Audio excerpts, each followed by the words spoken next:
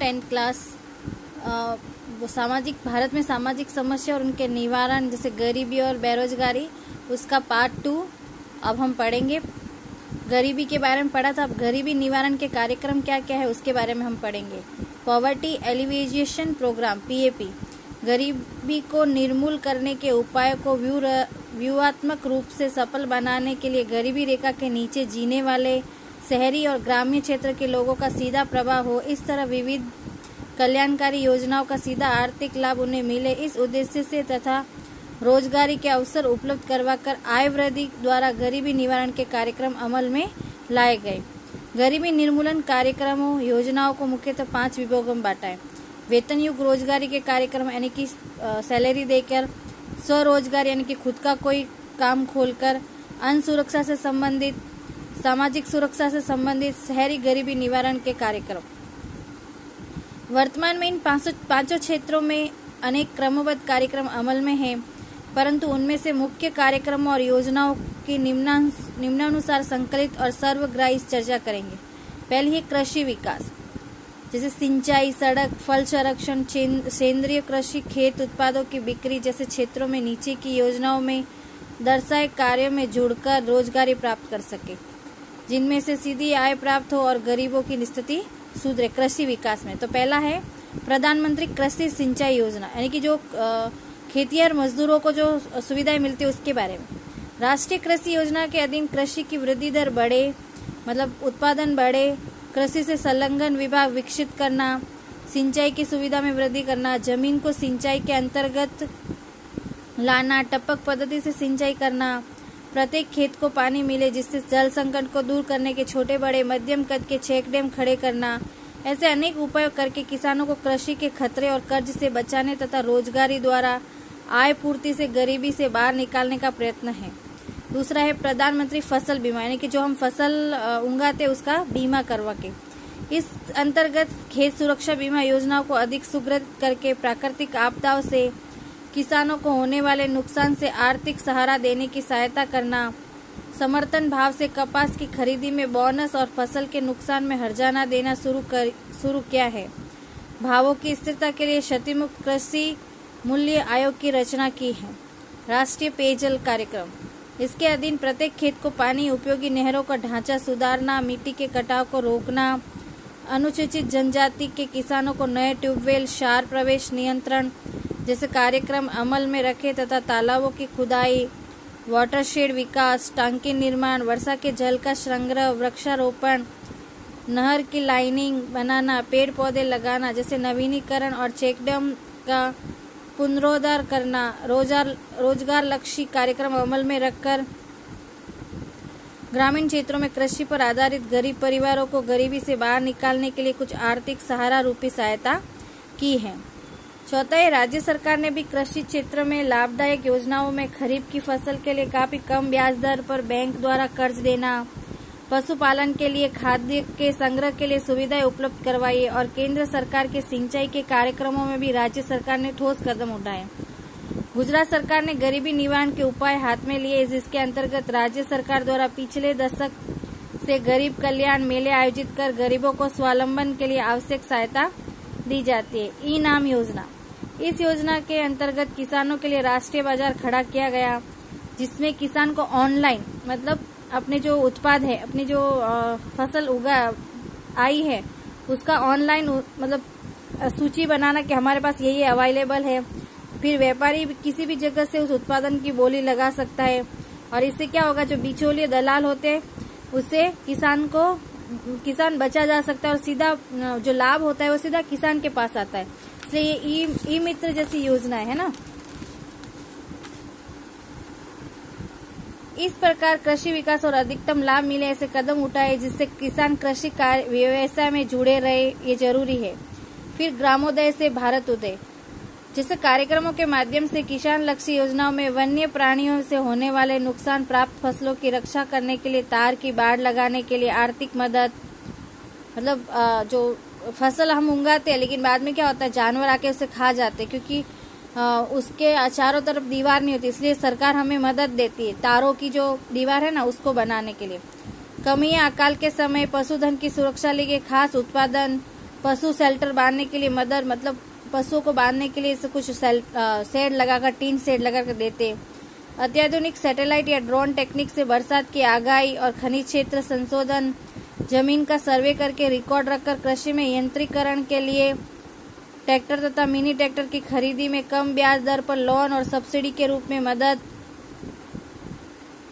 पानी की टंकियों के निर्माण में मदद, बागायती फसलों की गुणवत्ता सुधारना, कृषि ऋण मंडल में कंप्यूटराइजेशन, कपास दलहन मसालों के उत्पादन के लिए नई टेस्टिंग लेबोरेटरी स्थापित करना, उचित मूल्य मिलते रहे ऐसा प्रबंध, जल संग्रह के लिए जलाशयों में से काप निकालकर गहरा करना यानी मिट्टी निकालकर बड़े करने, खेत तालाबों का निर्माण, जलाशयों की नहरों और नालों की सफाई तथा लंबाई में वृद्धि करना, जल मंदिरों का पुनः स्थापन और चेक डैमों की रिपेयरिंग और जल की संग्रह शक्ति में वृद्धि करने जैसे अनेक कार्यक्रम आयोजित किए हैं, जिसमें कृषि के अलावा के समय में रोजगारी मिले और साथ ही ग्रामीण क्षेत्रों में स्थायी संपत्ति का निर्माण हो। यानी कि पानी की यदि उचित व्यवस्था होगी तो जब बरसात नहीं होगी तब भी हम खेती कर सकते हैं और हमें लाभ मिल सकता है उसका। उस वजह से ये सब सरकार द्वारा एक कार्यक्रम किए जाते हैं। किसानों को कर्ज से उबारने के प्रयत्न के रूप में विविध प्रकार की मदद करने के प्रयत्न केंद्र और राज्य सरकार ने इस योजना में किए हैं। तीसरी है दीनदयाल उपाध्याय ग्राम ज्योति योजना। ये मतलब लाइट के लिए है ना, बिजली के लिए। ग्रामीण क्षेत्रों में किसी भी प्रकार के अवरोध के बिना 24/7 मतलब पूरे 24 घंटे और 7 दिन रात दिन सतत बिजली की आपूर्ति हो, मतलब हमेशा बिजली आती रहे। घरों में और खेतों में सस्ती दर पर बिजली देना, देश भर में बिजली की सुविधा बिना के 18,000 गांवों में बिजली पहुंचाने की नई लाइनें, नई पावर सब स्टेशन स्थापित करने तथा कृषि क्षेत्र के बिजली के साधनों की खरीदी में सब्सिडी के रूप यानी कि आर्थिक मदद करके गरीब किसानों की आय में सहायता करने का प्रयास है। सौर ऊर्जा द्वारा बिजली प्राप्त करने, सोलर टेक्निक साधनों के लिए भी सब्सिडी दी गई है। चौथा है आदिवासियों के सर्वांगीण विकास के लिए वन बंधु कल्याण योजना के तहत सहायता। आदिवासी महिलाओं को पशुपालन के लिए संकलित डेयरी विकास रोजगार योजना के अंतर्गत कृषि विषयक और बागायती खेती के विकास के लिए फसलों के लिए मंडल बनाने में मदद, सजीव खेती, ग्रेडिंग और पैकेजिंग का प्रशिक्षण और मार्गदर्शन दिया जाता है। समरस छात्रालय और स्मार्ट आश्रमशाला स्थापित की गई है। सेंद्रीय खेती को प्रोत्साहन देने में रजिस्ट्रेशन में फीस में मदद, कृषि सामग्री की खरीदी में मदद, किसानों को शिक्षण प्रशिक्षण की व्यवस्था, कम दर पर कर्ज, उचित बाजार व्यवस्था करने से जैसे कदम उठाकर पर्यावरण की देखभाल और कृषि खर्च में कमी हो, इस योजना का ये उद्देश्य है। मुख्यमंत्री ग्राम सड़क योजना, इस योजना के अंतर्गत मार्गों के कार्यों का आयोजन किया गया। गांव एक दूसरे के साथ सड़क मार्गों से तथा हाईवे से जुड़े रहे, इसलिए ग्राम पंचायतों को मदद की जाती है। शौचालय निर्माण के कार्य जैसे रोजगार लक्ष्य कार्यक्रम अमल में ला गए। मां अन्नपूर्णा योजना, इस योजना के अंतर्गत गुजरात सरकार ने सभी अंत्योदय परिवारों को और गरीबी रेखा के नीचे जीते शहरी और ग्रामीण क्षेत्र के लोगों के प्रति परिवार प्रति मास हर महीने 35 किलोग्राम अनाज मुफ्त में, गरीब मध्यम वर्ग परिवारों को सस्ते दर प्रति माह प्रति व्यक्ति 5 किलो अनाज, जिसमें 2 रुपए किलो तो गेहूं और चावल 3 रुपए किलो, ये उचित मूल्य की दुकान द्वारा देकर राज्य की 3.82 करोड़ की जनता को इस योजना के अधीन शामिल करके अन्न सुरक्षा प्रदान की है, जिसमें आय का बड़ा भाग अनाज पर खर्च करने से बचेगा। इस बचत के माध्यम से अन्य उपयोग की वस्तुएं खरीदकर गरीब व्यक्ति के मुख पर मुस्कान लाकर जीवन स्तर में सुधार लाना योजना का उद्देश्य है।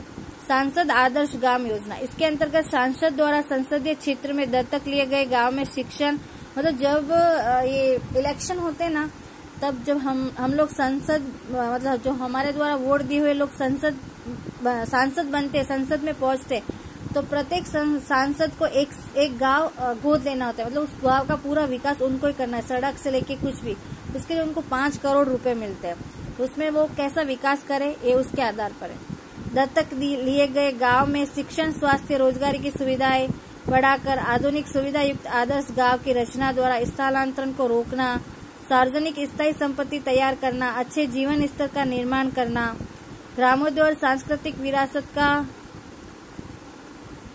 जतन, सामाजिक समरसता के कार्यों द्वारा रोजगारी उत्पन्न करने के प्रयत्न करना, मानव विकास में वृद्धि करना जैसे उच्च उद्देश्य शामिल किए गए।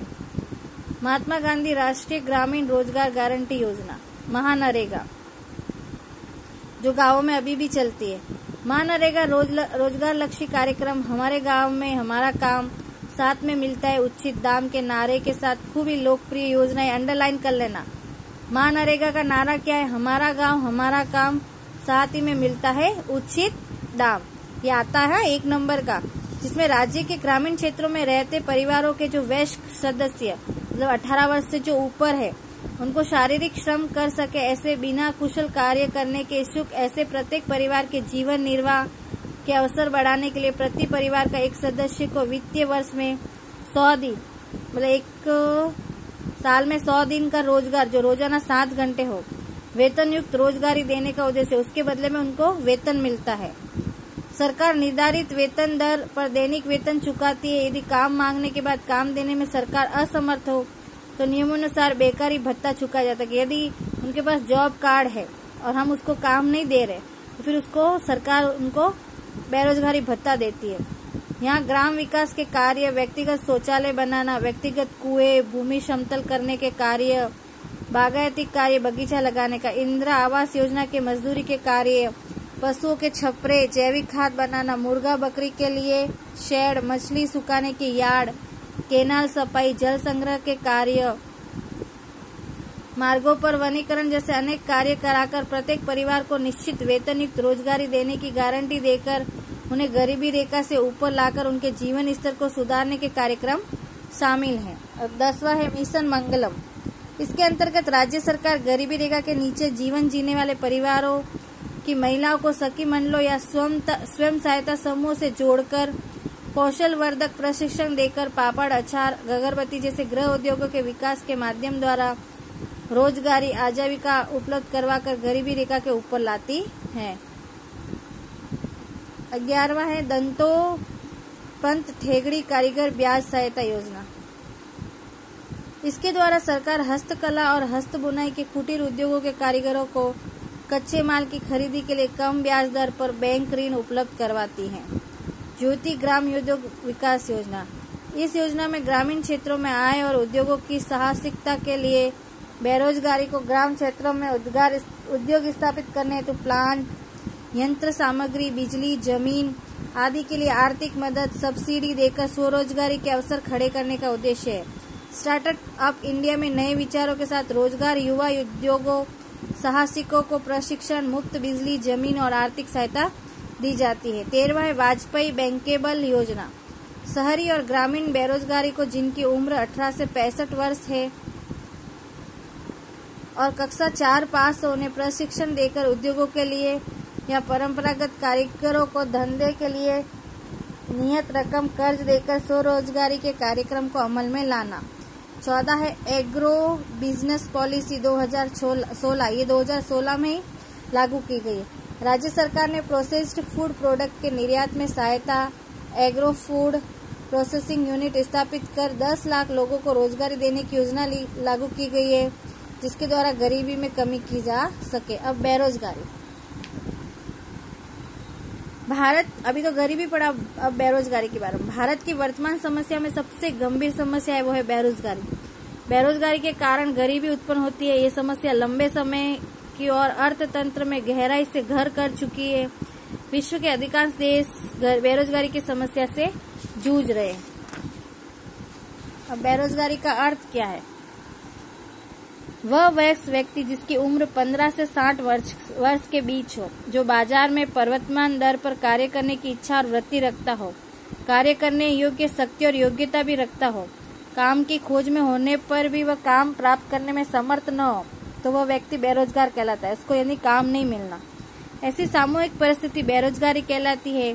वैसी बेकारी अनिवार्य रूप से भोगते हैं तो इसे इच्छा के विरुद्ध या अनैच्छिक बेकारी कहते हैं। और कुछ लोग तो अपने मन से भी करते तो उसको इच्छा के विरुद्ध बोलते। यदि कोई व्यक्ति पर्वतमान बाजार के वेतन दर से अधिक वेतन मांगे, जैसे 15 से 60 वर्ष के बीच के वय समूह में जिनका समावेश नहीं होता, अपंग, अशक्त, रोगिष्ठ, या वृद्ध, आलसी, गृहिणी जो शक्ति होने पर भी काम करने की वृत्ति या तैयारी नहीं रखते हो, ऐसे व्यक्ति को हम बेरोजगार नहीं मान सकते। बेरोजगारी के मुख्य स्वरूप, पहला है ऋतुगत बेरोजगारी, यानी कि ऋतुओं के अनुसार। भारतीय कृषि क्षेत्र में सिंचाई की अपर्याप्त सुविधाएं, वर्षा की भी अनियमितता है, वैकल्पिक रोजगार के अवसरों का भी अभाव है। 3 से 5 मास बेरोजगार रहना पड़ता है, यानी कि कृषि के अंतर्गत, क्योंकि 4-5 महीने कृषि होती है, फिर तो बेरोजगार ही रहना पड़ता है, इसलिए इसको ऋतुगत या मौसमी बेरोजगारी कहते हैं। ये प्रश्न आता है बेरोजगारी के प्रकार लिखिए, इसलिए ध्यान से पढ़ना। दूसरा है ग्रसनजन्य बेरोजगारी, इसके अंदर टेक्निकल का आता है, जो पुरानी तकनीकी में लोग काम किए और नई तकनीकी आ गई, इस कारण उन श्रमिकों को हटा दिया जाता है, इसलिए इसको घर्षणजन्य बेरोजगारी कहते हैं। तीसरी है ढांचागत बेरोजगारी। ढांचागत बेरोजगारी मतलब कि हमारा जो परंपरा और रूढ़ी है, जैसे कि इसके पापा ने ये काम किया तो उसके बच्चे भी वही काम करेंगे, भले उसमें पैसा मिले कि नहीं मिले, उसका बेटा की इच्छा हो कि नहीं हो, इसलिए उसको ढांचागत बेरोजगारी कहते हैं। भारतीय अर्थतंत्र पिछड़ा और रूढ़ी सुस्त है। सामाजिक पिछड़ापन, परंपरागत रूढ़ियां, रिवाज, निरक्षरता और ढांचागत सुविधाओं का अभाव आदि कारणों से ढांचागत बेरोजगारी पाई जाती है। चौथी है प्रच्छन्न या छिपी बेरोजगारी। इसमें क्या होता है कि जैसे हमें कृषि है तो कृषि कार्य में 1 या 2 जन की आवश्यकता होती है, लेकिन उसकी जगह पे 5 या 6 जन उसमें काम करते हैं, तो इसको छिपी हुई बेरोजगारी कहते हैं। किसी भी काम धंधे या व्यावसायिक प्रवृत्ति में आवश्यकता से अधिक श्रमिक लगे हो, समझ में आ गया ना। इन अतिरिक्त श्रमिकों को उत्पादन कार्य में लगा देने से कुल उत्पादन पर तो कोई फर्क नहीं पड़ता है, और इनके अतिरिक्त श्रमिकों को हम प्रच्छन्न या छिपी बेरोजगारी कहते हैं। 5वां है औद्योगिक बेरोजगारी। औद्योगिक क्षेत्र में होने वाले परिवर्तनों के कारण यदि व्यक्ति को लंबे या कम समय के लिए काम के बिना रहना पड़े तो ऐसी स्थिति को औद्योगिक बेरोजगारी कहते हैं, जैसे हड़तालें वगैरह होती रहती है। फिर है शिक्षित बेरोजगारी। कम से कम माध्यमिक शिक्षा प्राप्त यानी 10th पास हो, और यदि वह व्यक्ति बेरोजगार हो तो उसे शिक्षित बेरोजगार कहते हैं। अब भारत में बेरोजगारी का प्रमाण, भारत में राज्य के अनुसार बेरोजगारी की मात्रा अलग अलग है। रोजगार विनिमय केंद्रों में रोजगार इच्छुकों के नाम दर्ज करवाने में उदासीनता के कारण संख्या में उनकी निश्चित मात्रा या अंदाजा निकालना मुश्किल है, क्योंकि ये सरकार की तरफ से है कि भाई जो बेरोजगार है वो अपना नाम दर्ज कराए, ठीक है, लेकिन लोग ऐसा नहीं करवाते, वो मतलब उदासीन रहते कि भाई इस पे नाम कराने से क्या होगा, इसलिए